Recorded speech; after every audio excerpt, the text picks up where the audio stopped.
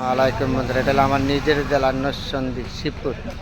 দেখেন এই যে গাছটার মাঝে লটকল করতে ধরছে ছোটো, এই যে গাছটা কীরকম দেখেন, এই ছোট্ট একটা গাছ, এই গাছটার মাঝে আগা পর্যন্ত লটকলে ভর্তি। গাছটার মধ্যে কত বড় নেয়ামত দিয়েছে। যে এটা হলো আমাদের নরসন্দী জেলার শিবপুর বলে। খুব সুন্দর না, যে কোনো গাছে যাবেন এই গাছটা ভর্তি লটকল। ওই দিক দিয়ে আরও আছে, পাখে এনো পাকবে, আর কিছুদিন লাগবে, আর কি সময় লাগবে পাকতে লটকলগুলি। খুবই সুন্দর লাগছে না গাছগুলি ভর্তি লটকলে। এখনো পাখে না, এই যে কাঁচা রয়েছে, তো এই যে কাঁচা রয়েছে লটকলগুলি এখনো কাঁচা রয়েছে।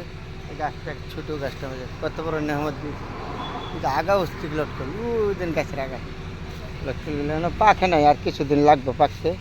পাকলে পরে গেছে এই যে গাছ, এটা লটকল গাছ। এই যে গাছের গোড়ার থেকে ধৈরা ধৈরা এই যে এই দেখলে গাছের গোড়া, এই যে আগা বুনতো একদম কত গোড়া দোস্ত।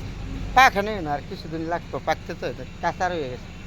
এখন এগুলি কাঁচা, আর কিছুদিন লাগবে পাকতে, সময় লাগবে। এই যে গাছ কত সুন্দর সুন্দর, এই যে গাছের এই যে গোড়াটার থেকে ধৈরা ধৈরে এই যে আগা বুনতো। আল্লাহ পাক কত বড় নিয়ামত দিয়েছে, তার গুণগান শেষ করা যাবে না বলে। তারপরে বন্ধুরা, যখন আমার নিজের জেলায় আসি তখন আপনাদের সাথে শেয়ার করি। কিছু শব্দ হইতেছে, গাড়ির শব্দ হইতেছে, খুব সুন্দর লাগছে না লটকল গাছটা। যেদিকে তাকাবে না, আমাদের নরসিংদী জেলা হলো তোমার লটকলের জন্য, কাঁঠালের জন্য হলো বিখ্যাত সবসময়।